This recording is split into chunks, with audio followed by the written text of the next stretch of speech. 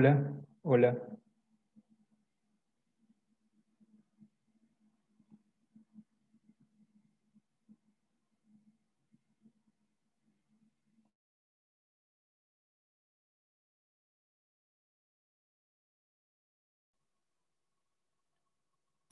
Perdón, una última cosita. Sí les pedimos a Sí, todos los dale. participantes que mantengan, acuérdense, el micrófono silenciado para que no vayan a interrumpir en el medio de la exposición. Luego, cuando finalicemos, vamos a abrir, por supuesto, un espacio para preguntas, consultas y que sea algo más fluido. Ahora sí, disculpa. No, no hay problema. Bueno, buenísimo. Bueno, muchas gracias, Federico, por la presentación y por la invitación, obviamente, y a CEPEL. Nuevamente estar en una jornada que organizan ustedes, está muy bueno realmente, porque, bueno, nada, siempre han sido positivas las jornadas que han organizado y en las que yo he participado, así que la verdad que eso me pone muy contento que me sigan invitando y bueno, podamos seguir charlando sobre temas como este, ¿no? Como la reforma constitucional. Ahí justo hay un micrófono prendido. Bien. A ver, ¿qué es esto, no? Bien, bueno, perdón que me detenga, lo que pasa que, bueno, hay un micrófono ahí encendido que interrumpía. Bueno, yo lo que como anunció un poco Federico, la idea de mi presentación es hacer si se quiere, una intersección entre las ideas políticas expresadas en la Convención Constituyente del 86 y algunas instituciones, sobre todo básicamente alrededor del Poder Judicial. Ese va a ser el centro de la cuestión, que en definitiva se plasmaron en la Constitución provincial y cómo se plasmaron y bueno, cómo se pusieron en práctica en líneas generales. Entonces, para hablar de las ideas políticas en la Constitución del 86, obviamente la razón es evidente porque de ahí surgió el texto constitucional. Lo que uno tiene que tener en cuenta son básicamente dos cosas fundamentales. La primera de ellas es quiénes integraban esa convención constituyente. Esa convención constituyente la integraron los tres partidos políticos más importantes del siglo XX en San Juan, que es la Unión Cívica Radical, que era quien tenía la mayoría en la convención constituyente, el Frejuli, que bueno, obviamente era el Frente Justicialista de Liberación, estaba ahí el Partido Peronista principalmente, el Partido Justicialista, y el Partido Bloquista.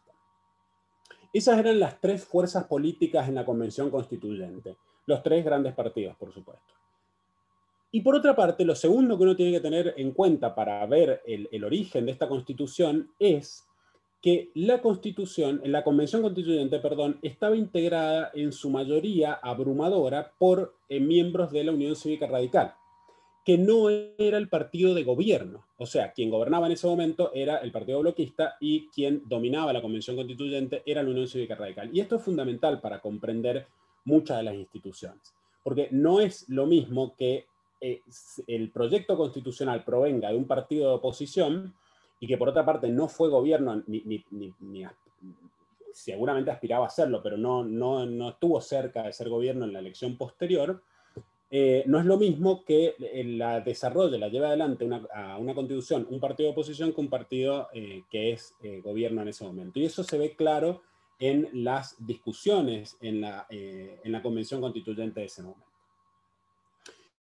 Esos son los dos puntos claves. Y relacionado con esto está el mecanismo de elección de esos convencionales constituyentes que tampoco se puede obviar. Digamos, no se puede pensar la Constitución del 86 y es quizás una de las grandes enseñanzas de esta Constitución sin pensar cómo llegaron a esta composición. De los 30 miembros de la Convención Constituyente, 20 eran de la Unión Cívica Radical. Y esto se explica porque la ley de necesidad de reforma estableció una elección por lista incompleta, que esto implicaba que el ganador por simple mayoría se llevaba 20 bancas de las 30. Y el resto, las otras 10, se repartían por el sistema DONT.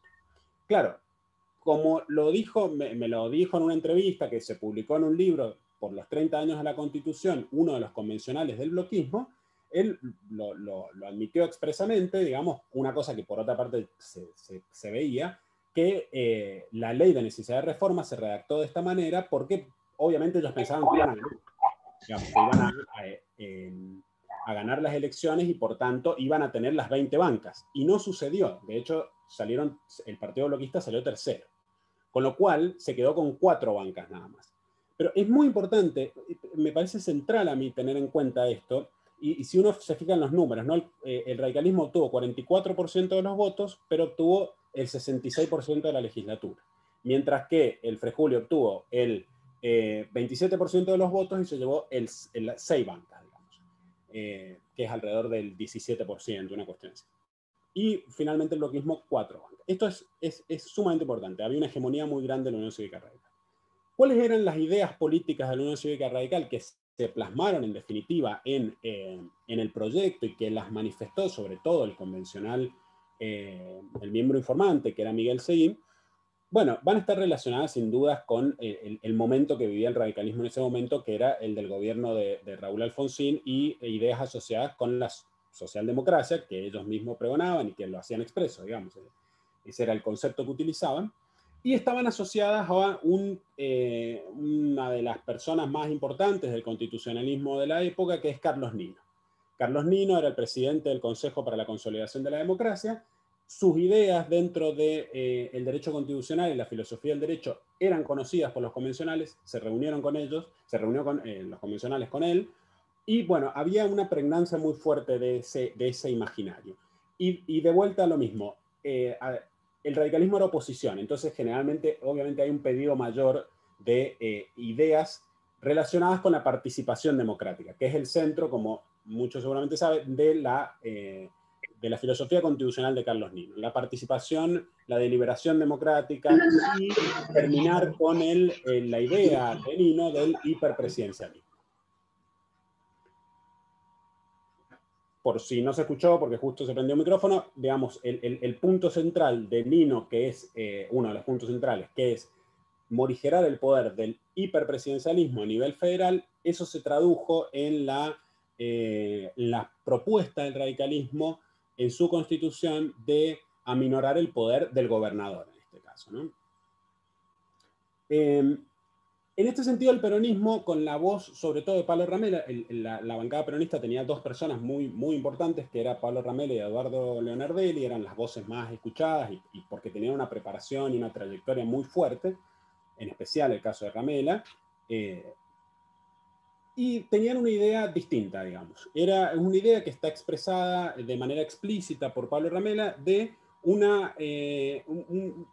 seguir con el ideario de Alberdi, digamos. Él cita a Alberdi y dice, en definitiva, no necesitamos descentralizar tanto el poder, eso es negativo, a diferencia de Nino, que decía que los golpes militares eran producto de un hiperpresidencialismo, porque todo gira alrededor del presidente. Ramela dijo en la Convención Constituyente que los golpes de Estado eran por la debilidad del Poder Ejecutivo.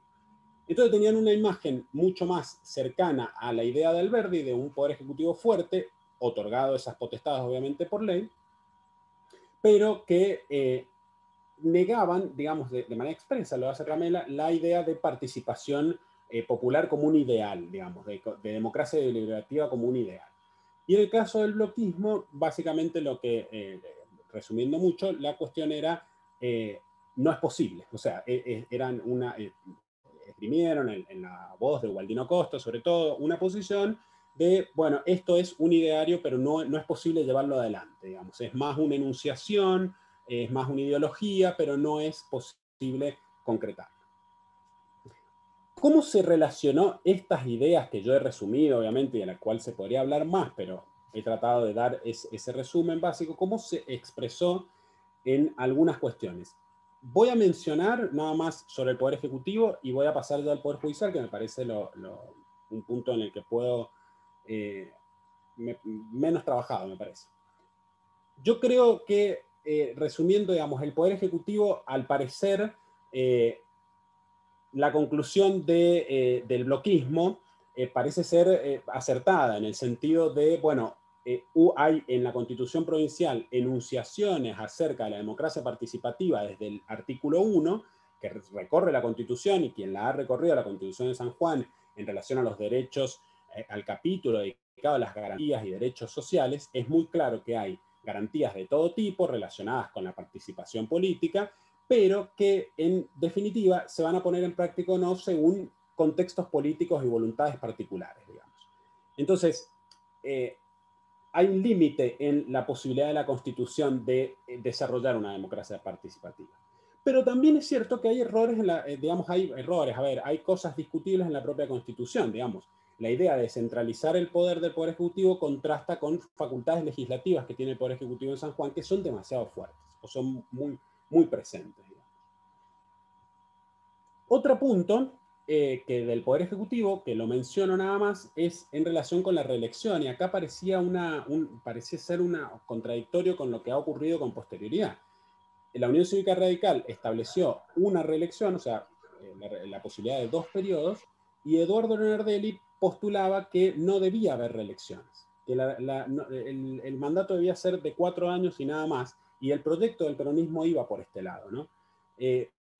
¿Por qué? Lo decía él, no por una cuestión de principio republicano, y en eso, digamos, fue muy honesto. Él decía, acá no hay un problema republicano que haya una reelección. El problema es las posibilidades de mantenerse en el poder de quien está en el Poder Ejecutivo.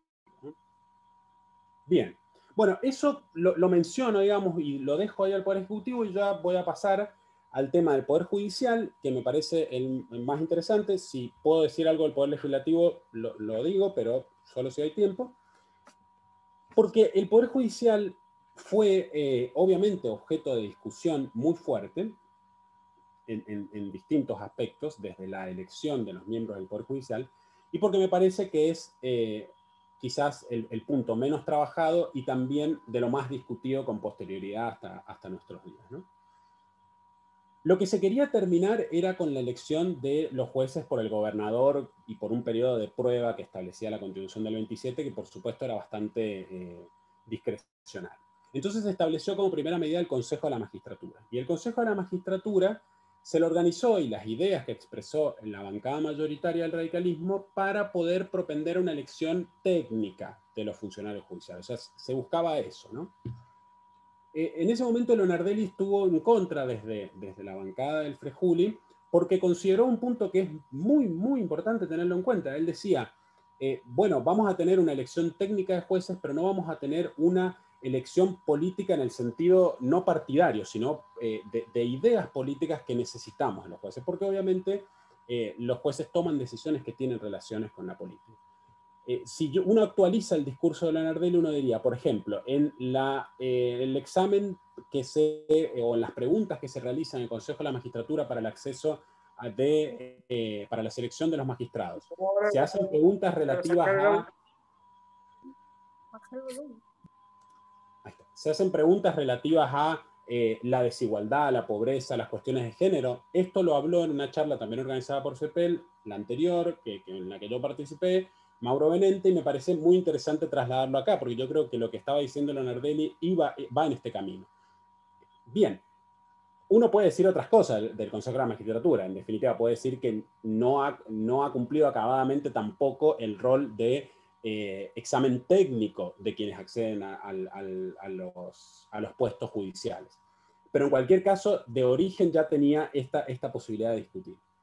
Pero hay otro punto que yo quisiera señalar en relación con la selección de los jueces, y sobre todo de la Corte de Justicia. Y acá me parece que es donde la contradicción entre los ideales de democracia participativa y la Constitución, la organización del poder constitucional más se contradice, que es en la creación de una Corte de Justicia que es también tribunal constitucional, porque tiene la posibilidad de declarar la inconstitucionalidad de las leyes en casos en abstracto, planteada por el fiscal de Estado, según la Constitución, y también por el fiscal general. Y esto es una tarea muy importante que tiene la Corte de Justicia, muy grave institucionalmente, digamos grave en el sentido de importante, porque puede contradecir la voluntad de la legislatura, del Poder Ejecutivo, de los consejos deliberantes municipales, etc.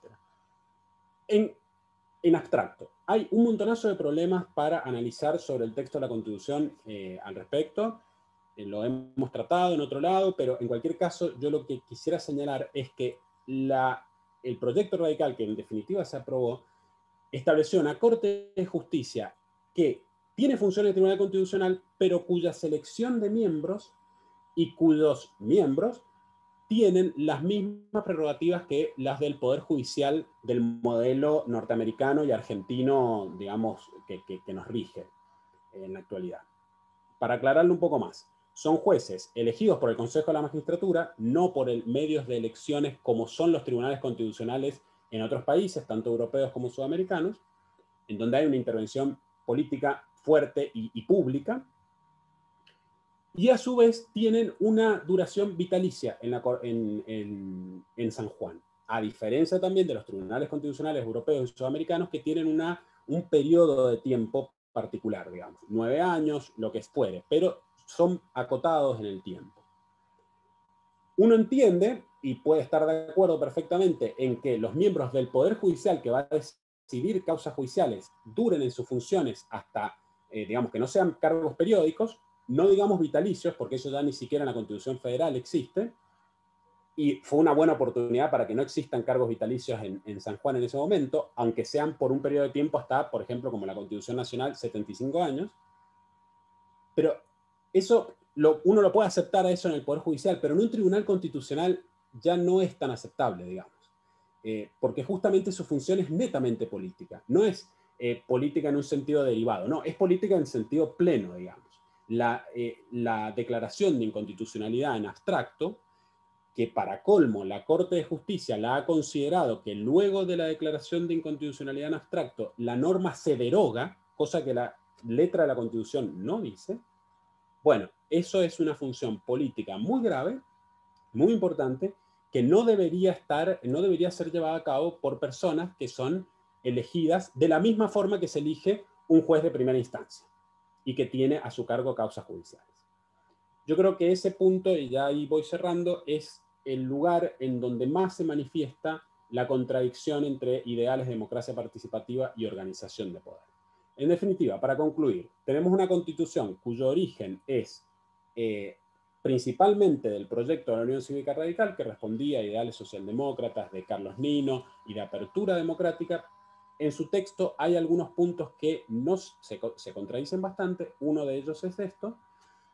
Y por otra parte, bueno, la evolución posterior de cómo se ha desarrollado, por ejemplo, en el caso de la Corte de Justicia, en su función de control de constitucionalidad en abstracto, ha ampliado aún más el poder y por tanto disminuido el ideario este de participación política. Espero que por lo menos haya en ese punto quedado claro. También mencioné lo del Poder Ejecutivo, pero no lo he podido desarrollar totalmente. Espero que en el caso del Poder Judicial haya quedado eso más o menos claro. En cualquier caso, en las preguntas las podemos ampliar. Pero bueno, eso sería mi presentación por ahora. En cualquier caso, luego puedo aclarar las cosas que hayan quedado picando. Muchas gracias. Muchísimas gracias, Gerardo, por tus aportes en esta charla sobre los 35 años de la reforma constitucional. Bueno, ahora seguimos con Federico Sana, que es abogado egresado de la Universidad Nacional de San Juan, especializando en Derecho y Gestión Ambiental de Aguas en la UNCUYO y docente de Derecho Constitucional. Bueno, nos va a estar aportando una mirada de la incorporación de la perspectiva ambiental en la Constitución. Bueno, muchas gracias. Sí, la verdad que muy interesante todo lo de Gerardo. Lo mío va a ser un poco más puntual, digamos, entrando a un tema específico, que es la incorporación del artículo 58, es decir, del derecho al ambiente sano en la Constitución de la provincia de San Juan. Primero porque, bueno, sé que hay muchos aquí en la sala que no son abogados, bien, o que son estudiantes de la carrera, o que pertenecen a otras ramas científicas o técnicas. Comentar un poco de qué hablamos cuando hablamos de derecho ambiental, para luego sí introducirnos de lleno en el tema de nuestra Constitución provincial. Primero, jurídicamente, ¿de qué hablamos cuando hablamos de ambiente? Bueno, es un concepto bastante amplio. Hay que tener en cuenta que cuando hablamos de ambiente hablamos de todo un entorno que se interrelaciona entre sí y tiene factores físicos, sociales, culturales, bien económicos. Es decir, no hablamos de y esto es importante decirlo, de un ambiente prístino, como se dice, es decir, de un ambiente libre de cualquier modificación humana. Al contrario, hablamos de un ambiente en donde el ser humano, es decir, nosotros somos parte de ese ambiente, y como parte es un ambiente ya antropizado, es un ambiente ya modificado, ¿bien? Por supuesto que hay ciertos parámetros para entender lo que son los ciclos naturales de regeneración del ambiente, en qué medida nosotros influimos, qué huellas dejan nuestras actividades, etc. Pero el ambiente que está protegido constitucionalmente en nuestro ordenamiento jurídico, esto es tanto a nivel como nacional como provincial, luego podemos ver que hay otras tendencias actuales y en el derecho constitucional comparado de otras situaciones, pero en nuestro caso siempre habla de un ambiente antropizado, un ambiente que sea apto para el desarrollo humano, etc. Dicho esto, o definido esto, bueno, la incorporación del derecho ambiental específicamente se inscribe dentro de lo que es el reconocimiento a los derechos de tercera generación, que son aquellos derechos conocidos como derechos de incidencia colectiva, que están en titularidad de la sociedad en sí misma, es decir, que todos por ser miembros de la sociedad somos en cierta medida titulares de estos derechos, porque a su vez protegen bienes colectivos, es decir, bienes que no pueden ser apropiados por ninguna persona en particular. No estamos hablando como el derecho, por ejemplo, de propiedad privada, que cada uno tiene de proteger sus bienes particulares, sino bienes que son generalmente de uso común, indivisible, como les decía yo, de carácter colectivo, y toda una serie de características que constituyen al bien jurídico ambiental. El bien jurídico ambiental es un macro bien. ¿Bien? ¿Qué quiere decir que sea un macro bien? Que contiene a su vez muchos otros subespecies de bienes jurídicos dentro de sí, digamos, que son los sistemas o los distintos sistemas ambientales, como pueden ser lo más básico que vemos incluso desde la escuela primaria, la flora, la fauna, el mismo ciclo del agua, más allá de que el derecho del agua tiene sus especificidades propias. Bueno, en ese contexto entonces de lo que es el ambiente y de lo que son los derechos de tercera generación y de quién es su titularidad, empiezan a reconocerse los mismos. En la Argentina tenemos como primer antecedente importante del reconocimiento del derecho ambiental lo que fue el caso Catán, que es un reconocimiento jurisprudencial, bien, en donde por primera vez la jurisprudencia habló de la existencia de, se decía en ese momento, una especie de intereses difusos para la protección del ambiente, específicamente contra la caza de lo que eran en ese momento las toninas boveras en la Patagonia. Y ese antecedente del 83 también abrió el juego, por decirlo de alguna manera, a que en las reformas constitucionales de esa década en las provincias se incorporara el derecho al ambiente sano. Y dicho esto, vamos a pasar ahora sí a la parte específica de la Constitución de la provincia de San Juan. Ahí yo me he tomado el trabajo de hacer brevemente, para no aburrirlos tampoco, y más que esto es virtual, buscar algunas declaraciones en los debates de la Convención Constituyente. Un poco recién Gerardo explicaba cuáles eran los principales bloques y cómo fue un poco conformada esta Constitución, y se dio un debate realmente muy interesante que en gran medida persiste hasta el día de hoy entre el bloque que era mayoritario ahí, que era la Unión Cívica Radical, y los otros bloques, en particular el del FEJULI, que era el Frente Justicialista de Liberación, entre dos convencionales, ¿bien? Que representaban dos visiones diferentes que hoy siguen siendo dos visiones que estamos debatiendo sobre el ambiente. Y con esto quiero ser claro en algo. Muchas veces nos parece más romántica alguna que otra visión, u otra nos parece más ingenua, bueno, características o adjetivos calificativos que en realidad hay que dejar un poco de lado y entender que cuando hablamos del derecho ambiental tenemos que comprender que coexisten diferentes visiones sobre qué es el ambiente y que eso también se va a trasladar en diferentes visiones sobre cómo aplicamos este derecho y qué nivel de protección hay y cómo resolvemos, sobre todo cuando entra en conflicto con otros derechos, ¿bien? Como por ejemplo el derecho a ejercer la industria lícita, al desarrollo, a aprovechar las máximas posibilidades de nuestros bienes comunes o recursos naturales, etc. Entonces ahí les voy a leer brevemente un poco lo que fue este debate, ¿no? Tengamos en cuenta esto, que un poco se ha dicho ya, la UCR era mayoritaria ahí, pero no era gobierno, digamos, ni fue tampoco posteriormente gobierno, si bien en ese momento el FEJULI tampoco lo era, estamos hablando en el año 86. Y esto, ¿a qué lo digo? No lo digo en ningún sentido peyorativo, ni lo más mínimo, sino un poco algo que ha trabajado también el mismo Gerardo y que hemos hablado en otras charlas que hemos tenido de esta materia, en qué medida también eso puede repercutir justamente e influir en cómo se plasman los derechos y muchas veces qué nivel de protección se busca pero las dificultades luego que hay para que ese nivel de protección sea efectivamente cumplido. ¿Bien? Entonces les voy a leer ahí, dicho esto, un fragmento. Decía Moragues, convencional de la UCR, de la integración equilibrada de los elementos que constituyen el complejo conjunto que representan los procesos biológicos depende la supremacía de todas las especies, incluyendo el hombre. O sea, esta visión es de alguna manera, si queremos, una semilla de lo que hoy se llama visión ecocéntrica, por ejemplo, de entender que la persona está, ahí se hablaba por supuesto del hombre en la década del 80 aún, pero que la persona humana se encuentra, digamos, inmersa dentro de estos procesos biológicos y que no hay un antropocentrismo, es decir, que la persona humana no está en el centro, sino que, digamos, es un sistema interrelacionado y que lo que se afecta en esos procesos va a terminar afectando a la persona humana. Pero ¿qué pasa?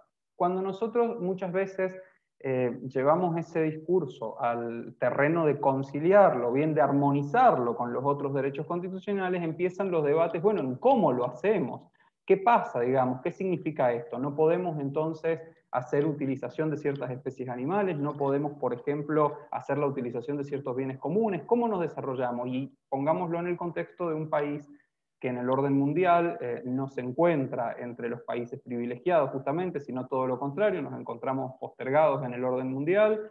Eso es así, digamos, por muchos factores, ajenos incluso a nuestra decisión, y más allá de que seamos un país soberano, muchas veces ajeno a la decisión de nuestros propios gobiernos nacionales, sino por una geopolítica internacional. Entonces le respondía ahí el convencional Rivera, del Frejuri, que guarda, decía, que esto no se transforme en un argumento que frene toda posibilidad de movilizar y potenciar nuestra riqueza para resolver los problemas acuciantes que tiene nuestro pueblo. Y este es el mismo debate que tenemos en cierta medida hoy, digamos, a 35 años de esta situación, seguimos teniendo este mismo debate. Que la visión ecocéntrica, que en ciertas medidas es necesario que avance, ¿cómo la compatibilizamos bien con las necesidades de desarrollo que tenemos nosotros con los niveles de pobreza, de desocupación que existen actualmente en la Argentina, y que no es solo en la Argentina, sino que es una característica en general de todos los países, como se dice, digamos, del tercer mundo? Bien, entonces, dicho eso, yo quiero pasar a otra parte que me parece muy interesante para no hacerlo tan larga de la exposición, es decir, que quede claro, hay sobre el derecho ambiental dos grandes paradigmas, el paradigma ecocéntrico y el paradigma antropocéntrico, ¿bien? Y esos paradigmas siguen en debate hasta hoy en día. Y es posible que en países con las características que nosotros tenemos sigan en debate y no son paradigmas que no se tocan, sino que muchas veces se interrelacionan, ¿no? Las posiciones se van entremezclando, la misma jurisprudencia muchas veces dice pararse en un paradigma ecocéntrico, pero luego en realidad cuando uno lo analiza no es tan así. Bueno, y esto está plasmado en nuestro caso desde los debates de los constituyentes. Ahora bien, hay otras cosas que me parece importante señalar, y que esto es una cuestión a título personal que he estado, si se quiere, trabajando o viendo, que es que nuestra constitución provincial, yo me animo a afirmar que fue precursora en crear una acción popular para cesar la violación, digamos, a los derechos ambientales, o cesar los daños ambientales. ¿Y por qué me animo a decir esto? Bueno, voy a tener que hacer una breve explicación sobre qué es una acción popular y qué es la legitimación para accionar, para que se entienda.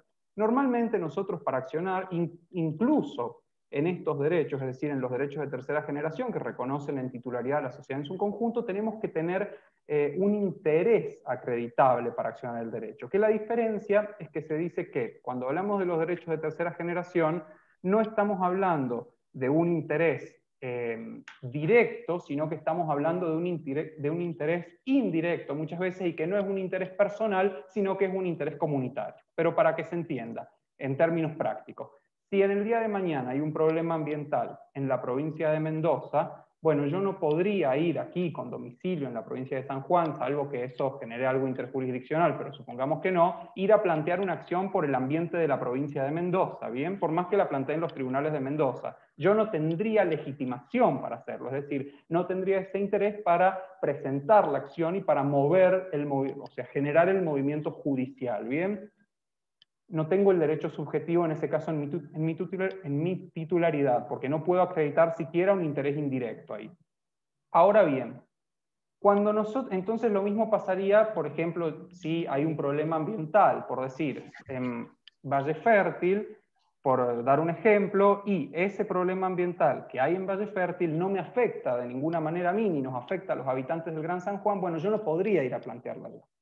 Ahora bien, eso es así, normalmente la misma Constitución Nacional habla de que el amparo colectivo, que es una de las vías que se crearon también a partir de la reforma del 94 posteriormente, puede ser interpuesta por, dice, el afectado, bueno, a las asociaciones tendientes a defender esos fines, el defensor del pueblo, en ese caso nacional. Dice el afectado, ¿bien? La Constitución provincial tiene otro término.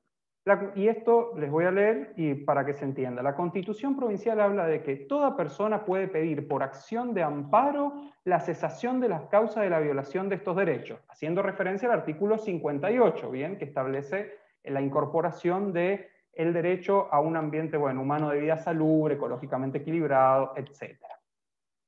¿Y cuál es la diferencia de la acción popular? Que en la acción popular no es necesario acreditar la más mínima legitimación en términos de tener un interés siquiera indirecto, es decir, toda persona, por más de que no tenga un perjuicio ni más remoto que exista, toda persona bien puede interponer esa acción. Entonces, ¿cuál es la diferencia? Que si hay una acción popular, por más de que ocurra algo en Valle Fértil y que a mí no me genere ningún tipo de perjuicio indirecto ni remoto de ninguna forma, yo podría ir a interponer esa acción.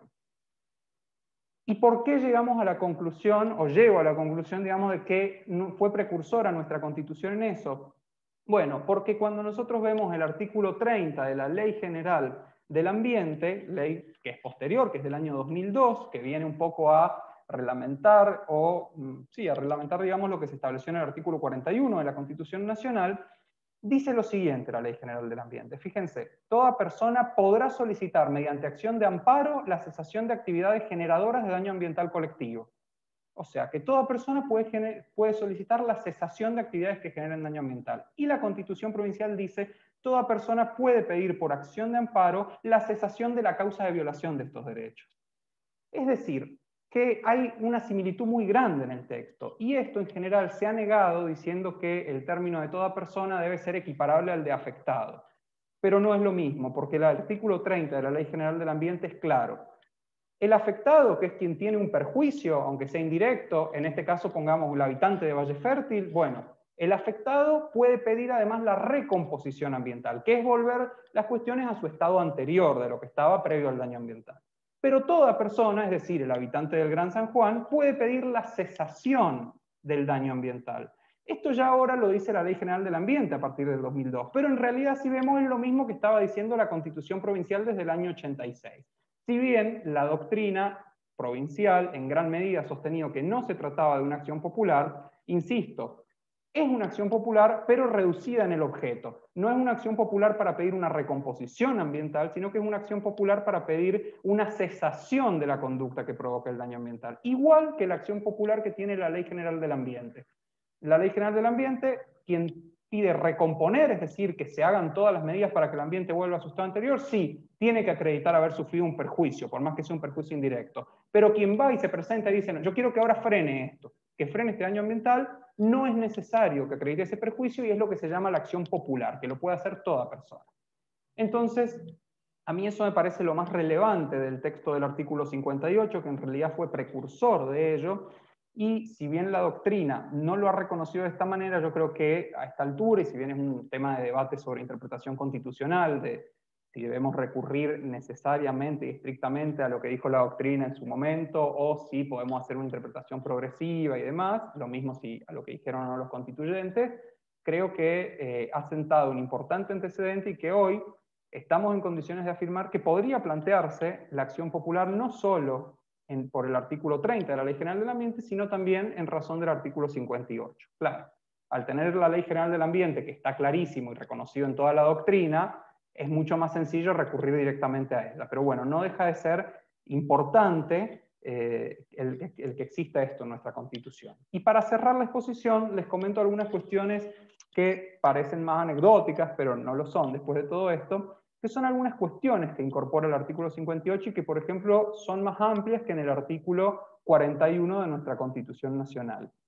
Por ejemplo, el artículo 58 habla de ordenar el espacio territorial, ¿bien? De tal manera dice que resulten paisajes biológicamente equilibrados.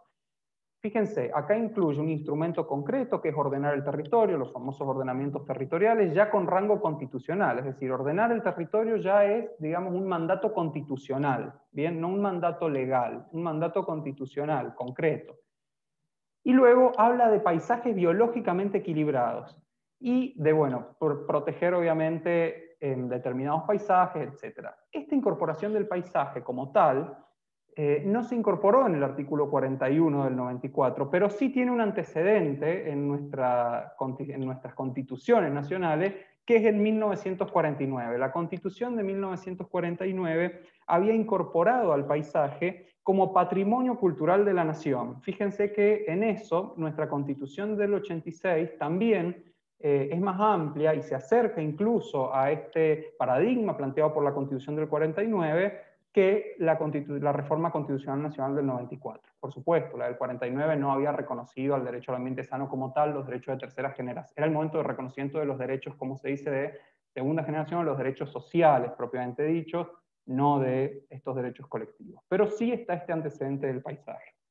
Así que bueno, para mí, para ir cerrando la exposición, el constitucionalismo provincial en torno a la materia ambiental y particularmente en nuestra provincia, si bien en la práctica no es demasiado citado, no es demasiado utilizado, y ya con las leyes de presupuestos mínimos que tenemos, los tratados internacionales con jerarquía constitucional, la misma Constitución Nacional, creo que suele remitirse más para uno argumentar sus pretensiones a ellos, nos ha dado un abanico bastante amplio de protección e incluso fue precursor de algunos institutos, como es el Instituto de la Acción Popular para la cesación de la actividad dañosa, del daño, ¿bien? Que no es lo mismo que la recomposición.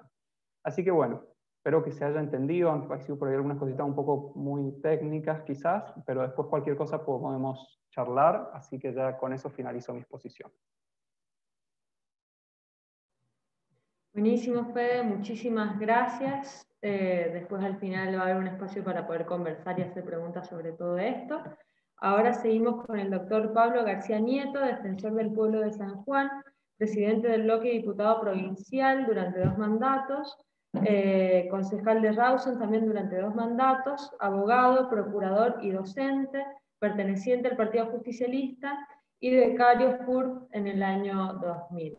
Nos va a estar compartiendo sobre el rol del defensor del pueblo a partir de la reforma en 1986, cuando desee. Muy bien, buenas tardes a todos y a todas. Muchas gracias a CEPEL, sobre todo por esta invitación a compartir algunas reflexiones de lo que hoy nos toca cumplir, la función que nos han encomendado los diputados como representante del pueblo de la provincia de San Juan, como defensor del pueblo de la provincia. Realmente un gusto y agradecerle mucho al amigo, a Federico Sana, muchísimas gracias, al doctor Gerardo Pipolone en ellos, a todos los que estamos compartiendo, porque realmente, bueno, lo tomo como una primera instancia de que esperemos muchas más que podamos compartir. Realmente es un lujo escucharlos. Han abierto 50 ventanillas para 50 conversatorios más que tengo la firme esperanza de que me puedan invitar a escucharlo, a participar y por qué no también a discutir. Creo que bueno, el hecho de hacer el planteo, el reconocimiento a lo que fue la Constitución, a lo que es nuestra Constitución provincial, con ese análisis a 35 años, rescatando lo bondadosa y todo lo que nos ha permitido esta Constitución, que sin lugar a dudas ha marcado un hito en el país, más allá de todas de un montón de temas más, no me voy a meter en un tema del doctor Tripolone, digo, en un montón de ventanillas que son motivo de exquisitas discusiones que podríamos tener hoy, como recién decía Federico, lo que escuchábamos de los convencionales hace 35 años es como si lo hubiéramos escuchado en una radio esta mañana en nuestra provincia. Eso nos invita,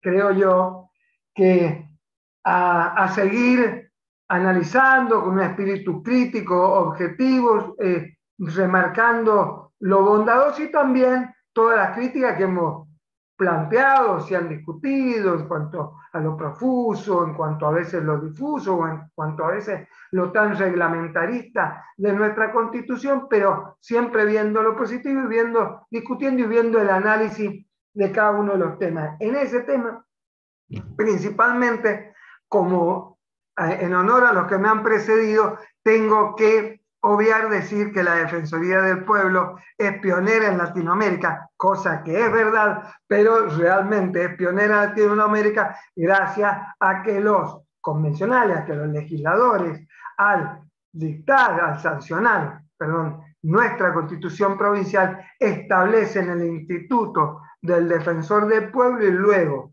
por la ley 5.765, hoy, gracias al digesto jurídico, ley 344E, fue la primera Defensoría del Pueblo en Latinoamérica, para custodiar los derechos establecidos en la sección primera en la Constitución, haciendo siempre el constitucionalismo desde la Carta de Mayo de 1825, que bueno, que está la discusión, el doctor quizás después en algún momento lo podamos hablar, si era o no constitución, pero esa carta ya hablaba de los derechos humanos.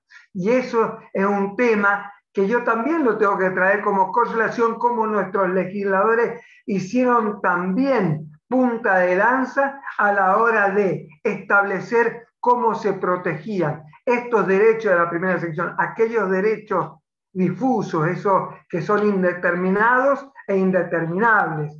Los derechos colectivos, indeterminados, pero sí determinables porque pueden afectar a algún colectivo. En ellos establecieron esta figura del defensor del pueblo a los efectos de que alguien pueda promoverlos cuando no pueda ser promovido estos derechos por personas o grupos de personas.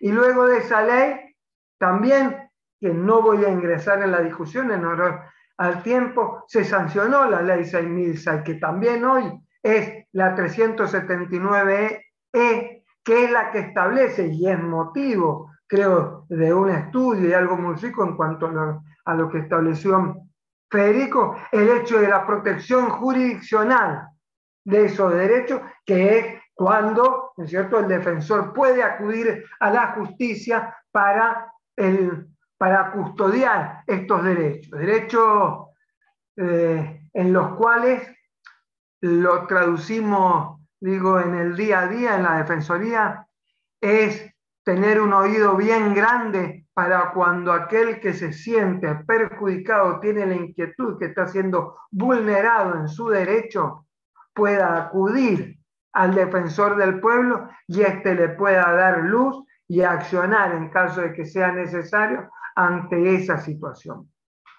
Por ello, digo que, bueno, un honor para mí ser el segundo defensor de la provincia de San Juan y también una gran responsabilidad en los cuales yo hoy, por lo del tiempo, voy a en agradecimiento, voy a hacer una aproximación a lo que es la Defensoría, para que, como decía recién, en esta esperanza de que me vuelvan a invitar, en algún otro momento podamos discutir o podamos profundizar ciertas cuestiones de las que trabajamos en la Defensoría, como garantes de los derechos constitucionales, que no son derechos constitucionales para colegas, para la comunidad jurídica, para estudiosos o para procurarlo o iniciar acciones. Son derechos constitucionales que tenemos la obligación de de concientizar, de contener, de prevenir la vulneración.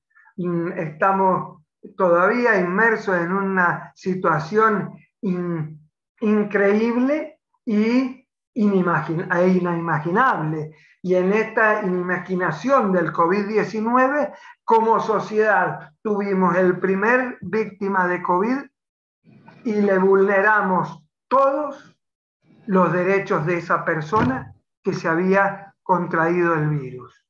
Y mostramos como sociedad todo lo que nos falta todavía trabajar en esa sección primera de la Constitución, en los derechos de esa persona que se había contraído el virus. Entonces, esta garantía, ¿no es cierto?, es la que nos moviliza más allá de la ley a lo que tenemos que interpretar o a donde tenemos que bucear en cuanto a las funciones de esta Defensoría. Garante de esos derechos, de los derechos constitucionales, control de la administración pública provincial, para que cuando la administración pública provincial restrinja, lesione, omita, se haga la distraída en cualquiera de sus estados provinciales, digo, en cuanto a los funcionarios, allí el defensor del pueblo acciones para que pueda no vulnerarse, para que pueda reponerse esa situación. Hago colación nuevamente a la ley 379, al estado de reposición que había hablado Federico y a la acción de amparo en la cual el defensor del pueblo es parte obligada por ley a participar más allá de tener la iniciativa en los derechos difusos y colectivos. Y esta función de contención, de prevención, de concientización, de no vulneración o de reparación ante la vulneración, es una función persuasiva, no coercitiva. No tenemos la posibilidad de la sanción, pero sí de la persuasión. Y en esto lo que también hoy no es el hecho de el poder de sanción o el poder de restitución que tiene la acción, de reparación que tiene la acción judicial, que ese es un mecanismo que sí tiene que empezar. Pero en el día a día es una persuasión, tiene que ver con gratuidad, con una formalidad muy simple y con muchas acciones que, con la modificación que sufrió la hoy 344E, pero pues, digo, por el digesto jurídico en el texto ordenado están establecidas, que tiene que ver con el hecho de interactuar, el hecho de poder realizar tareas investigativas, el hecho de hacer pericia, el hecho de realizar informaciones técnicas, el hecho de poder recibir testimoniales y el poder acudir a organizaciones públicas o privadas para cumplir el cometido que al defensor del pueblo le han dado. Hago hincapié en esta situación en cuanto a que esto también sigue siendo o seguimos marcando en la provincia algunas cuestiones novedosas con respecto a lo que tiene que ser la relación con la formalidad y legalidad establecida por la ley, pero también con lo que los ciudadanos nos están requiriendo, con lo que los ciudadanos exigen, ¿no es cierto?, de la Defensoría. A mí me gusta hacer un análisis, o por lo menos cuando asumí en el 2019, me hice un planteo de dónde estaba parado como defensor del pueblo en este órgano extrapoder después del fallecimiento del doctor Orihuela. Y bueno, y me llevó a pensar el hecho de cuando surge este ombudsman, ya hace varios siglos, donde surge en el texto de la Constitución el deseo y lo plasman los legisladores, el hecho de que exista un defensor del pueblo y al año surge la ley. El hecho de cómo estábamos hace 35 años atrás en cuanto a estos derechos colectivos difusos. El Estado, a medida que va evolucionando la sociedad, va creando, me gusta decirlo a mí, sus propios anticuerpos. Hace años atrás era impensado un INADI, una dirección de la mujer, un organismo o funcionarios que estén con los pueblos originarios. Digo, había gracias a Dios las sociedades van evolucionando y el Estado va acompañando esa evolución, creando estos anticuerpos que le llamo yo, creando estas direcciones, creando estas acciones concretas que los lleve a dar respuesta a la demanda de la ciudadanía.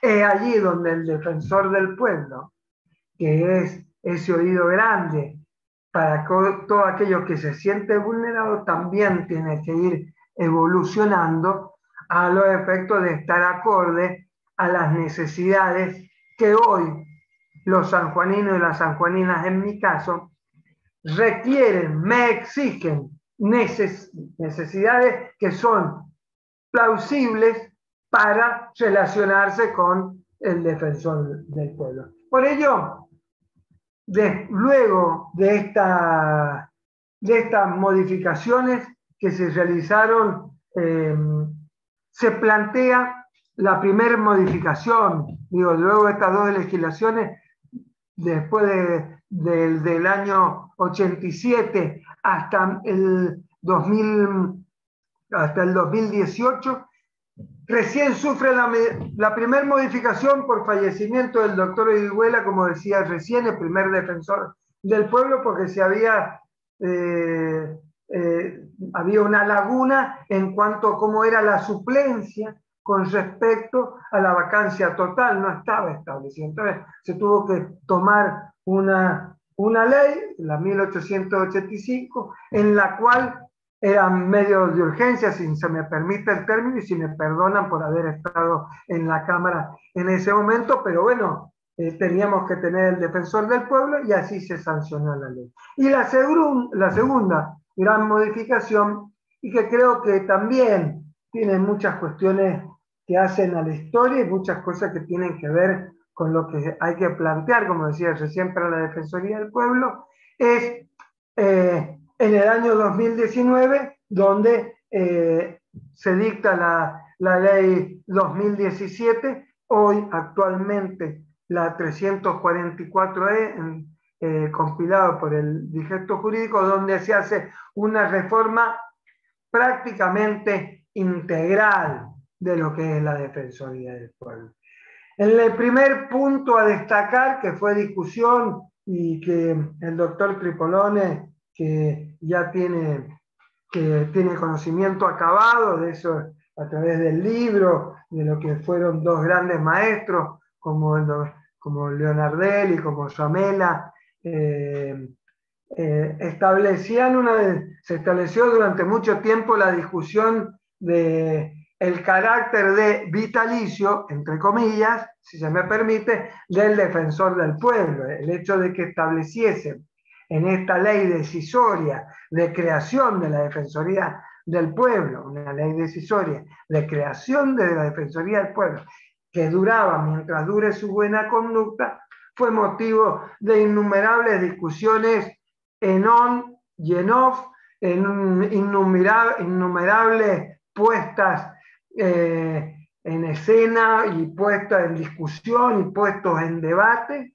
¿no es cierto?, acerca de ese carácter que se le daba a la Defensoría del Pueblo. Nosotros asumimos el compromiso a la hora de debatir y a la hora de discutir la ley. Quien habla era parte de la Cámara, pero no se imaginaba que iba a ser luego defensor del pueblo. Por eso me permito plantearlo con total libertad y el reconocimiento al resto de los bloques, ¿no es cierto? El hecho de que no era más el defensor del pueblo, iba a ser más mientras durase su buena conducta, sino que establecimos el periodo de 5 años con la posibilidad de ser electo nuevamente por 5 años más, siguiendo en esto la designación de defensor del pueblo de la nación.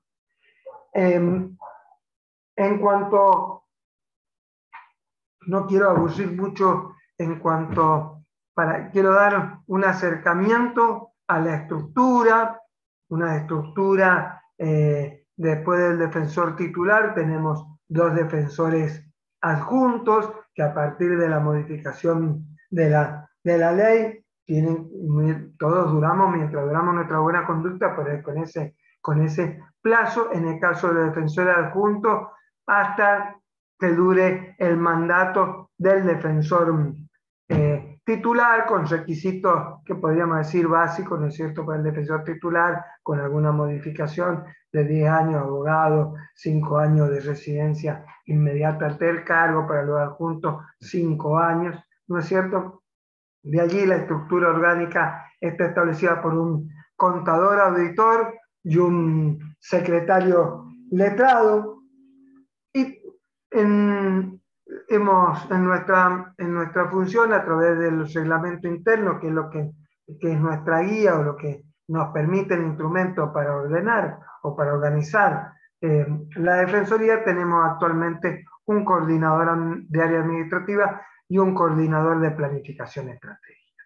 Para no irme de lo que es la estructura y cómo hemos establecido los mandatos, el término de los mandatos, para titular y adjunto también tiene que ver con algo que no es menos importante, que es la forma de remoción del defensor. Antes era, a través del 229, el tema del juicio político, un proceso complejo. Entendemos y nos parece que es que haber cambiado de juicio político al jurado de enjuiciamiento para el cese nos parece algo que es mirar con ojos de mayor responsabilidad a la hora de que si el defensor del pueblo comete alguna acción que se encuadre en una de las causas que está establecido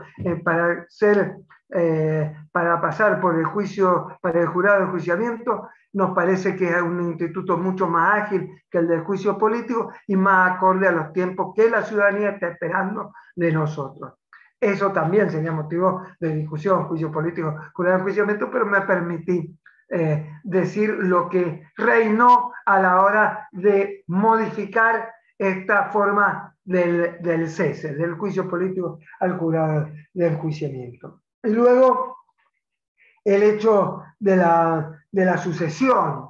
El hecho de la sucesión, como dije anteriormente, no estaba legislado, se tuvo que legislar por esta situación, a quien de paso, ¿no es cierto?, vamos a honrar y destacar la figura del doctor Orihuela como primer defensor del pueblo de la provincia de San Juan, siendo pionera la Defensoría y haciendo camino en la Defensoría del país. Y en cuanto a la sucesión, también en este ánimo de legislar de manera ágil a la hora de la remoción, también al establecer los mandatos, también la sucesión tenía que ir en la misma sintonía. La misma sintonía es que los defensores adjuntos son designados por el defensor titular y van a durar en su mandato mientras dure su buena conducta, y también van a cesar cuando cese el defensor titular. Y en caso de incapacidad, de condena por sentencia, por inhabilidad del defensor titular, la sucesión va a ser dada por el defensor adjunto que fue designado primero, y en caso que fuesen designados los dos en el mismo momento, el de mayor edad. Esto es medianamente lo que la ley 344E nos obliga, nos marca, nos guía, a la cual honramos y cumplimos con toda la gran familia de Defensoría del Pueblo en el día a día. Y eso nos plantea, como decía recién, la evolución de la sociedad, el Estado con anticuerpos y nosotros planteándonos nuevos desafíos. Un nuevo desafío que tiene que ver con ir más allá de lo jurídico, con ir más allá del cumplimiento de la ley. Esta pandemia nos exigió a todos, ¿no es cierto?, el hecho del trabajo remoto, y nosotros desde la Defensoría tuvimos que plantearle a los sanjuaninos que no hacía falta ir hasta hoy a la Libertadores Caseros, ya pronto, y primicia para CEPEL y a todos los que voluntariamente nos están soportando en esta charla, en lo mío, no en el placer de los dos doctores que me han precedido en la palabra, quienes me están soportando hoy. Digo que a partir del mes que viene vamos a poder estar en frente de nuestra plaza principal de San Juan, ¿no? Entonces esto nos lleva a innovar, esto nos lleva a plantear nuevos desafíos, y esto es lo que comenzamos con la virtualidad, comenzamos a ver cómo a través de realizar campañas que tienen que ver con la generación igualdad, que tiene que ver con el visibilizar los derechos de los niños, el hecho de ver como un colectivo a los electrodependientes que necesitaban un custodio y que necesitaba a alguien que pudiera promover el hecho de que ante el corte de un suministro de energía eléctrica, ellos que dependen de su vida, de ese suministro, alguien los tenía que acompañar. El hecho de plantear desde la Defensoría el vehiculizar lo que es el tema en pandemia de inquilinos, con los decretos establecidos a nivel nacional, y el hecho de comenzar, y este es nuestro objetivo del día a día, ir innovando, pero no por el hecho de innovar, sino para estar a la altura de lo que hoy los sanjuaninos están requiriendo y de lo que hoy nosotros entendemos que tiene que ser una defensoría proactiva. El plantear un objetivo máximo que es cumplir con los objetivos sustentables de la Agenda 2030 de Naciones Unidas. Creo que eso que nos traza a todos, como decía, como nos traza nuestra historia, desde la Carta de Mayo hasta la actualidad, los derechos humanos, también como nos traza a todos, ¿no es cierto?, nos atraviesa a todos el hecho de los objetivos de la Agenda 2030, en el cual estamos abocados y nos proponemos realizar todas las sociedades y todos los socios estratégicos como CEPEL para poder seguir abordándolo y seguir trabajando en este sentido.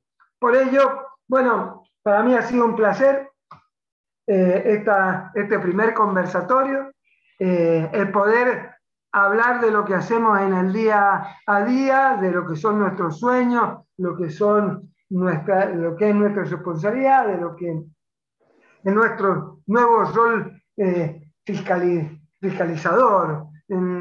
Y esto un poco un tema personal para terminar, el traer mis felicitaciones, algo tan vigente como son los 35 años de nuestra Constitución provincial, el poder plantear discusiones libremente con el hecho de que estas nos ayuden y sean las sabias para tener en estos momentos las discusiones que nos permitan un nuevo contrato social en San Juan, y sin lugar a dudas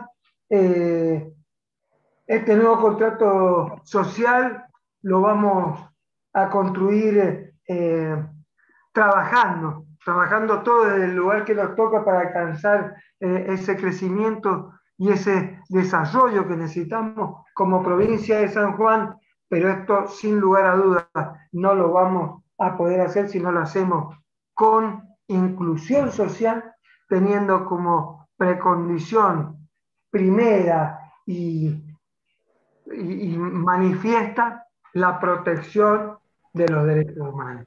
Entonces, en eso lo hemos planteado en el Acuerdo San Juan, lo hemos planteado en la Mesa de los Derechos Humanos, lo planteamos en lo personal y en cada uno de los miembros de la Defensoría en el día a día como el norte para poder cumplir acabadamente con la función, con la responsabilidad que nos han otorgado los sanjuaninos. Muchas gracias a todos. Muchísimas gracias. ¿Se me escucha? Bien. ¿Se escucha bien? Sí, bueno, sí. Buenas tardes, ya casi buenas medias noches. A todos los participantes, a Gerardo Tripolone, a Pablo García Nieto, a Federico Sana, compañero. La verdad que muchísimas gracias de CEPEL por haber tenido una participación tan activa en esta actividad.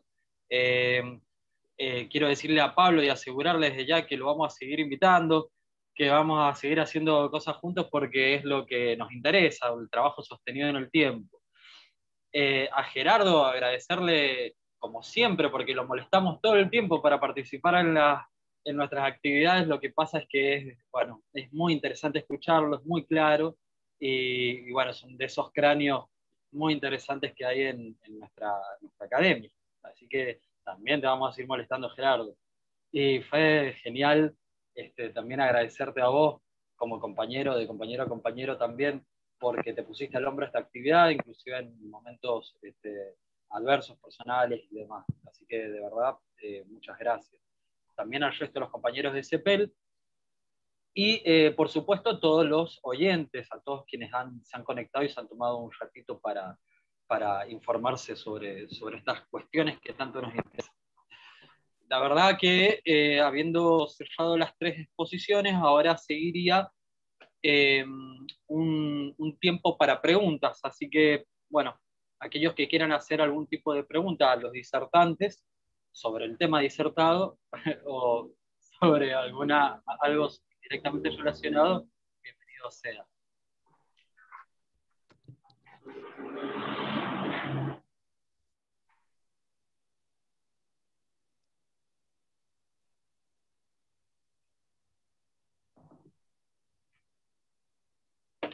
¿Puedo empezar yo? No sé si puedo empezar yo haciendo una pregunta. Si me dejan. La pregunta en realidad es primero para Pablo. Quería preguntarte, Pablo, si esta coordinación de planificación estratégica es nueva en la Defensoría del Pueblo, y si es nueva, si tiene que ver o no con esto que mencionabas sobre la planificación estratégica 2030, todo esto que se viene desde la ONU trabajando y que ha sido incorporado por el Ejecutivo Provincial con el COPEG. Sí, muchas gracias. Cuando asumimos, teníamos 2 ejes que plantear: ver cómo administrativamente nosotros teníamos que dar un giro al rol de la Defensoría, porque, bueno,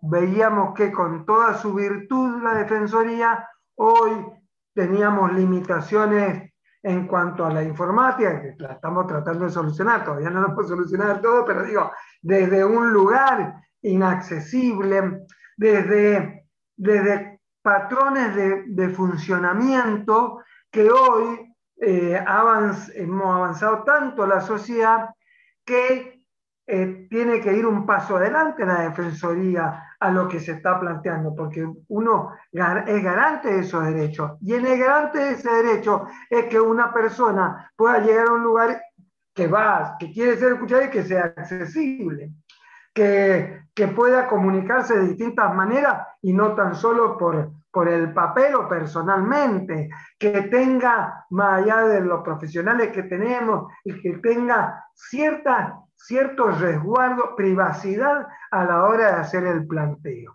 Entonces allí creamos la coordinación de área administrativa y una visión que tenemos, y eso es lo que planteamos, es la coordinación de planificación estratégica. Por eso cuando hablé de las funciones hice hincapié en el interactuar con organismos, asociaciones civiles, para recabar no tan solo lo jurídico, del quejoso, que como se le nombra, que aquel que plantea esa queja, y yo tengo que articular para que sea o no resuelto o ver cuál es la responsabilidad. Sino que la planificación estratégica es lo que nos permite hoy como Defensoría el hecho de articular con CEPEL a ver cómo abordamos ciertos temas, para abordar con organismos nacionales o otras problemáticas u otras acciones para prevenir, de hecho, para concientizar.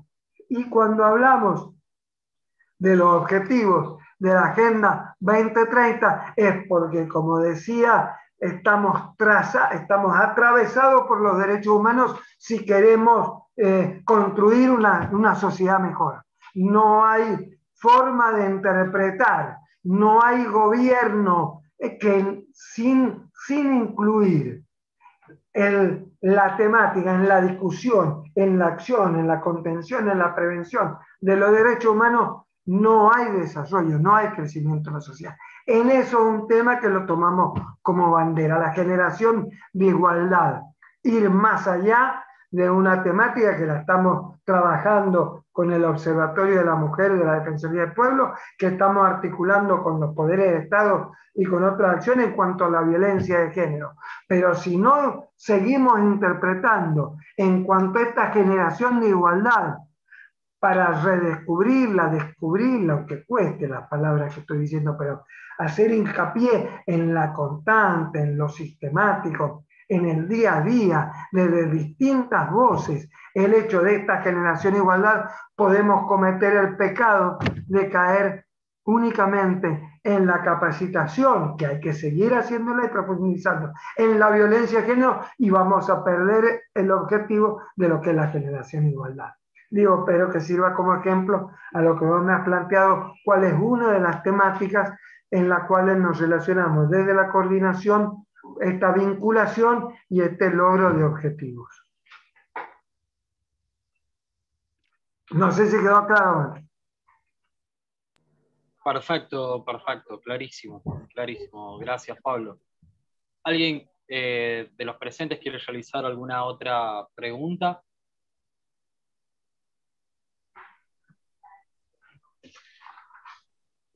Perdón, veo a alguien que levantó la mano No, es que no lo vi. No, pero puede activar el micrófono de por sí para avisar. Sí, o sea, sí, que lo active, perdón. que lo active. Perdón, bueno, ahora.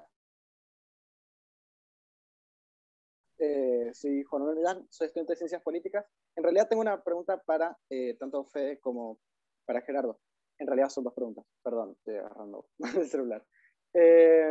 La pregunta para Fede sería, teniendo en cuenta justamente los objetivos que plantea Pablo como defensor del pueblo, justamente claramente un gran lineamiento por parte del gobierno de tomar esta agenda de objetivos de desarrollo sostenible para, digamos, llevar a cabo sus acciones.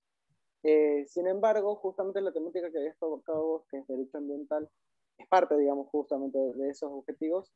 Y nada, en estas dos posturas que planteaste, digamos, que siguen en vigencia como debate, digamos, dentro del derecho ambiental, sí, viene a aportar, digamos, a eso y viene a ser como una posición, o sea, los objetivos de desarrollo sostenible vendrían a plantear una posición intermedia entre esto de decir, bueno, no usar los recursos porque, bueno, somos una parte del ecosistema, y por otro, bueno, si no, no vamos a salir nunca de esto, no vamos a poder llegar al desarrollo que queremos como país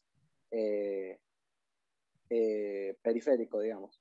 Entonces, puntualmente, ¿qué tipo de propuesta o no sé si de propuesta, pero, o sea, de idea a desarrollar debería tomar un gobierno en pos de lograr ese objetivo, digamos, dentro de los objetivos de desarrollo sostenible, a tu parecer? ¿Cuál sería, digamos, la política pública a encabezarse con respecto a ello? Y con respecto a Gerardo, y la pregunta sería, ¿qué desafíos específicos crees que tiene el constitucionalismo en San Juan en la actualidad? O sea, si bien toda la charla ha sido básicamente sobre eso. Y parece que no he escuchado nada. La idea es algo un poco más puntual, digamos, decir, bueno, estaría bueno que se llevara a cabo, se formalizara tal de tipos de mecanismos de derechos o de formas. Eso nada más, muchas gracias.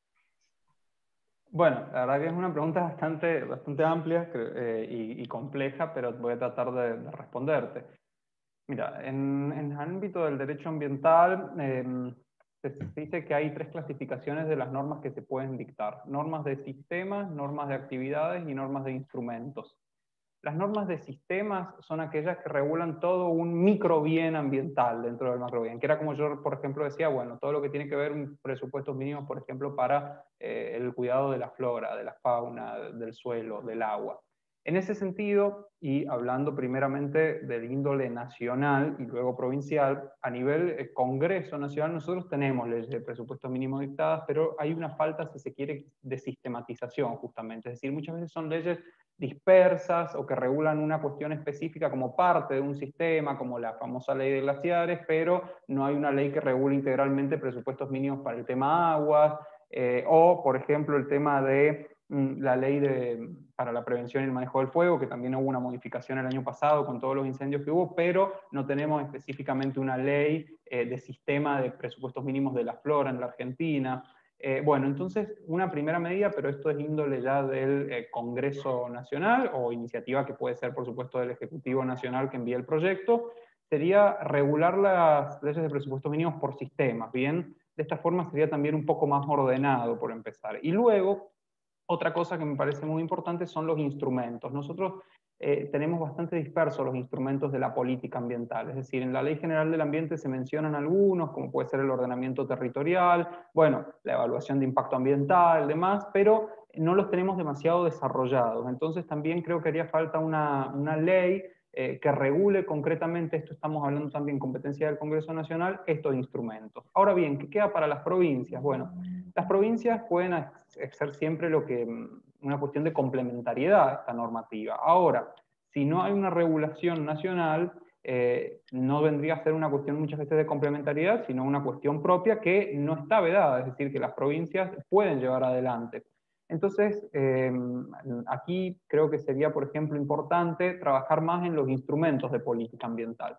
Es decir, seguir profundizando, hay varios municipios que lo tienen, el tema de los ordenamientos territoriales, que es muy importante, justamente para manejar todo el tema del territorio, el crecimiento demográfico que hay en esos departamentos, es cómo se administra la actividad, y no solo el cuidado ambiental entra en el ordenamiento territorial, sino también el desarrollo mismo de los departamentos, de la actividad económica, la no fragmentación de parcelas que pueden ser para uso agrícola, etcétera. Que hay, digamos, ordenamientos territoriales en nuestra provincia vigentes, obviamente no en todos los departamentos, pero hemos avanzado en eso.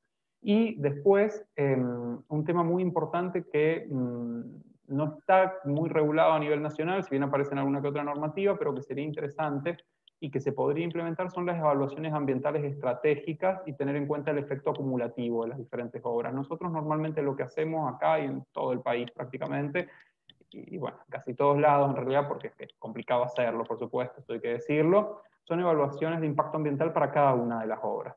Pero no hacemos evaluaciones de impacto estratégicas, perdón, ni que tengan en cuenta el efecto acumulativo, que con una cuestión concreta. Cuando vamos a hacer, por ejemplo, un embalse nuevo, nosotros hacemos la evaluación de impacto ambiental de esa represa. Ahora, eso se suma a un impacto que hay de otras represas previas, ¿bien? Y eso tiene un efecto acumulativo en una cuenca. Bueno, nosotros, esa es la parte que no solo San Juan, digamos, a nivel de otras provincias, creo que podríamos seguir profundizando, como una cuestión concreta que podríamos hacer. Y además estas evaluaciones estratégicas tienen también la particularidad de que se amplía la participación ciudadana. Nosotros estamos acostumbrados a que, lo cual es todo un avance si comparamos con 30 años atrás, por supuesto, pero que hoy los mecanismos de participación ciudadana sean la consulta pública mediante la publicación de los edictos y demás, o la audiencia pública propiamente, donde asisten representantes de quienes van a realizar la obra, de la autoridad de aplicación, que suele ser la Secretaría de Ambiente en nuestra provincia, y de la comunidad donde se va a situar la obra.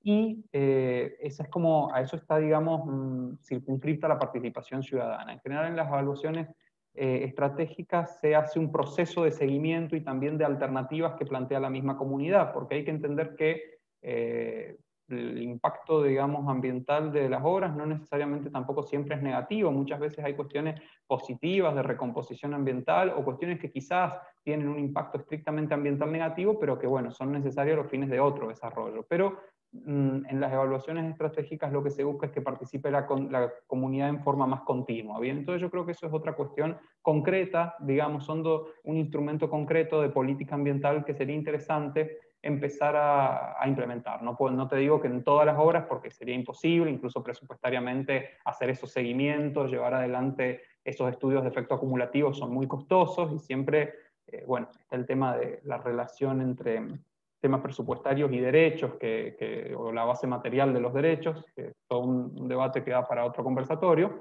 pero bueno, eso sería una cuestión concreta. Y por último, un último punto que me parece muy importante, nosotros tenemos que poner en debate, y más con esta crisis hídrica por la sequía natural más grande de los últimos 100 años, es decir, digamos, no hay registros desde el siglo XX para acá de una sequía tan extendida en el tiempo y con precipitaciones de nieve tan bajas en la cordillera, sumado a que han aparecido nuevos viejos, digo yo, actores, digamos, porque son actores históricos en torno al uso del agua, pero que vienen a ser reconocidos post reforma del 94 y tratados que se han ido complementando a ello, que son los pueblos originarios.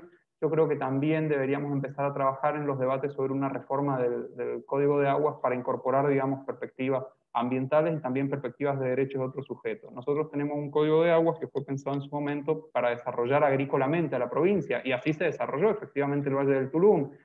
Pero bueno, ese código que cumplió un rol efectivo en un momento del siglo XX, como toda la legislación, no es que sea malo o bueno, sino que las situaciones sociales cambian y por supuesto que es bueno adecuar la legislación. Claro que en ese caso específico yo ya te anticipo que la situación y la actitud de quienes sean regantes, usuarios agrícolas, en general, también pasa en otras provincias similares como en Mendoza, no es muy abierta a las reformas, por más dialoguista que quiera hacer la reforma. Entonces, esto siempre es una problemática para cualquier gobierno. Pero bueno, yo creo que esas son algunas líneas que podrían empezar a estudiarse o a profundizarse, que algunas se están trabajando y sería profundizar y otras podrían comenzar a implementarse. Bien, bueno, contesto yo la pregunta, te agradezco, Juan Manuel, la pregunta porque es interesante, es amplia obviamente, como dijo Federico recién, pero yo diría que, digamos, hay dos grandes campos de discusión en el derecho constitucional, obviamente, uno es el campo de los derechos y otro de la organización del poder. Con el tema de los derechos ocurre una situación bien interesante, que es la necesidad de la proclamación del reconocimiento de derechos en las constituciones provinciales, ¿no? A mí me tocó trabajar sobre 20 años de jurisprudencia de la Corte de Justicia, entre el 97 y el 2017, sobre derechos económicos, sociales y culturales, y de la Constitución provincial. Y la conclusión fue básicamente que la Corte de alguna forma ignoró durante ese periodo de tiempo los derechos sociales y culturales consagrados en la Constitución. O sea, no los utilizaba para sostener sus decisiones judiciales. Y en todo caso, acudía a los derechos sociales consagrados o en la Constitución Nacional o en la Convención Americana. Hay hipótesis digamos, de trabajo por lo que puede haber sucedido eso, ¿no?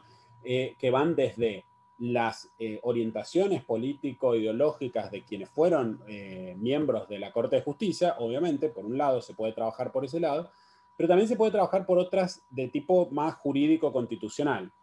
¿En qué medida? Porque, digamos, la Constitución Nacional consagra un piso de derechos, que supuestamente, esta sería la lógica, las constituciones provinciales pueden ampliar.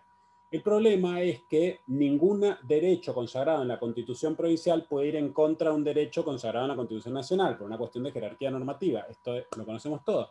Claro, pero en los casos concretos siempre es posible que por la consagración de este derecho se esté violentando este otro. En los derechos económicos y sociales es evidente, digamos. Siempre se necesitan recursos, en cualquier derecho se necesita, pero en los sociales se ve más claramente, siempre se necesitan recursos económicos y de algún lugar se tienen que extraer. Entonces ahí hay una puja de derechos constante por el cual tanto quienes litigan las causas judiciales, quienes las tienen que argumentar, e incluso los jueces, directamente ignoran la consagración de los derechos sociales en la Constitución provincial. Entonces, en el campo de los derechos, el desafío es preguntarnos si realmente merecemos tener, o sea, necesitamos más que merecer, necesitamos una Constitución con ciento y largo de artículos que consagren derechos, cuando esos derechos ya están reconocidos en la Constitución Nacional y en tratados internacionales, lo cual uno podría decir, en el momento, en el 86, uno lo puede entender, pero ya no, y tener una Constitución más manejable, más acotada, sin tantos vericuetos de tipo del lenguaje, digamos, pero funcional, digamos, porque es un dato fundamental el hecho de que en 20 años no haya habido menciones importantes y utilizaciones argumentativas importantes de los derechos económicos y sociales. Eso en el campo de los derechos, o sea, preguntarnos si vale la pena tener consagración de derechos. En una futura constitución provincial eso no podría directamente obviarse porque tenemos la Constitución Nacional y la Convención, y los tratados internacionales con jerarquía constitucional. Si eso es políticamente viable, es otra cosa. O sea, digamos, sería obviamente una discusión muy grande. Y la otra fundamental de la organización de poder, y ahí podemos entrar en un montonazo de cuestiones que serían, bueno, inagotables. Yo mencioné lo de la Corte de Justicia. O sea, rever esta cuestión es central. En un punto sobre todo. Supongamos que mantenemos la Corte de Justicia con tribunales que ya nunca más, digamos, me parece que eso es muy importante resaltar, no pueden seguir siendo funcionarios de carácter vitalicio mientras dure su buena conducta, no tiene que tener cierta edad para ya terminar su periodo. No estoy de acuerdo con jueces de periodos acotados de 5, 6 o 9 años, no, pero sí que se sepa concretamente cuándo termina su mandato, porque si no empieza el cálculo de renuncio o no renuncio, o sea, me acojo a la jubilación o no, de acuerdo a la orientación política, y eso no es bueno para un sistema republicano. Lo hemos vivido a nivel nacional, se vive a nivel provincial, entonces eso no es bueno. Eso reverlo, pero además agregar una cuestión que el constitucionalismo provincial posterior al 86, de lo que yo hablé, ¿no? En relación a lo que yo hablé, fue muy concreto, y es la declaración de inconstitucionalidad de los tribunales superiores de provincia en las causas en abstracto. A una declaración de inconstitucionalidad le sucede una remisión a la legislatura provincial para insistir en la ley, en el caso en que sea la legislatura provincial. Es decir, la legislatura dicta una ley, el tribunal superior la declara inconstitucional y vuelve a la legislatura, que es la representante del pueblo en definitiva, puede insistir en esa legislación. Ese es el modelo de la Constitución de la Ciudad Autónoma de Buenos Aires, por ejemplo. Eso es un desafío fundamental, o sea, una reforma constitucional, si va a mantener ese control de constitucionalidad en abstracto, que no me opongo así para nada, me opongo de plano, sí es importante que si va a sostenerse tenga esta remisión para poder insistir y además haya una modificación en la forma de elegir y en el cargo, en la duración del cargo. Eso me parece serían los puntos a pensar en un futuro.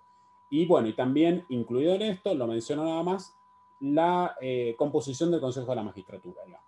Lo que anunciaba Leonardelli que podía pasar, en definitiva pasó, digamos. O sea, ahí pasó quizás por otras razones, pero pasó. O sea, el Consejo de la Magistratura elige a las ternas, que en definitiva va a elegir la Cámara de Diputados, de una manera que desconocemos. O sea, básicamente no podemos participar, no podemos saber, más allá de la calidad técnica de los jueces que existe en San Juan y que es muy alta en muchos casos, no hay mecanismos, digamos, no hay forma de realmente estar al tanto de lo que sucede porque, bueno, faltan audiencias públicas, etc. Y la composición misma del Consejo de la Magistratura, no hay, como a nivel nacional, presencia académica, y la composición por parte del Poder Legislativo es muy acotada, digamos. Solamente hay un diputado, necesitaríamos un diputado por la primera minoría. Bueno, esas son cuestiones que pueden ser pensadas. No hay mágicas, no hay fórmulas mágicas, no hay ninguna fórmula que nos va a hacer que tengamos un poder judicial espectacular por una reforma constitucional. Eso no la hay. En definitiva, estamos sometidos a personas, pero las instituciones son mecanismos para hacer posibles ciertas cuestiones que de otra manera no serían posibles. Entonces, bueno, nada, hay que ir pensando en ese punto. Eso lo que contesto por ahora, espero que sirva. Me gustaría agregarle algo a Gerardo, por favor.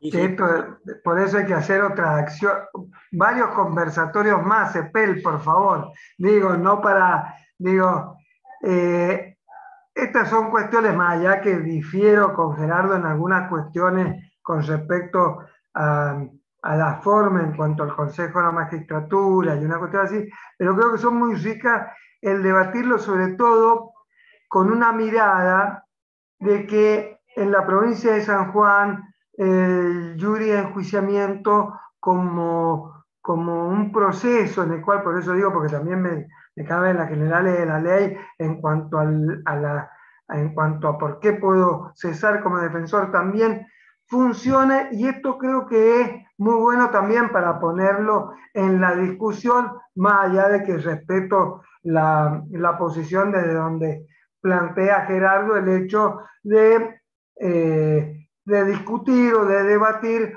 un organismo tan importante y que por supuesto coincido en cuanto a lo otro. No hay fórmulas mágicas, lo importante es que los organismos de control y este organismo, por así decirlo, de investigación y sanción en cuanto a las conductas de los jueces o funcionarios funcionen como corresponde, más allá de estos debates que siempre son muy ricos para saber, para tener otra mirada y enriquecernos. Quería decirlo, Gerardo, mil disculpas y te agradezco.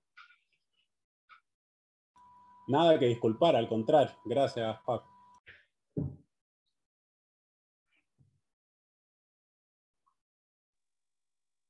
Bueno, acabada la terna de preguntas, me parece lícito ir cerrando.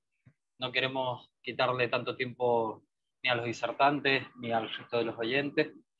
Nuevamente agradecerle a Gerardo, agradecerle a Pablo, a Fede, a los compañeros de CEPEL, a Gabriela Trat, que se puso a cargo de lo que sería la coordinación de la charla. Agradecerle a ella también. Y por supuesto, bueno, al colega Juan Manuel Millán, que es un estudiante de ciencia política, y al resto de los que participaron.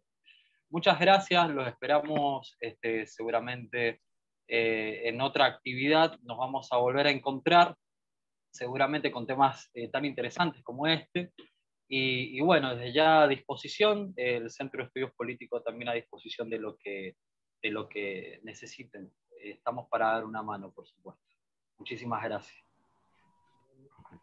Gracias a ustedes. Excelente. Gracias. Muchas gracias, un gusto.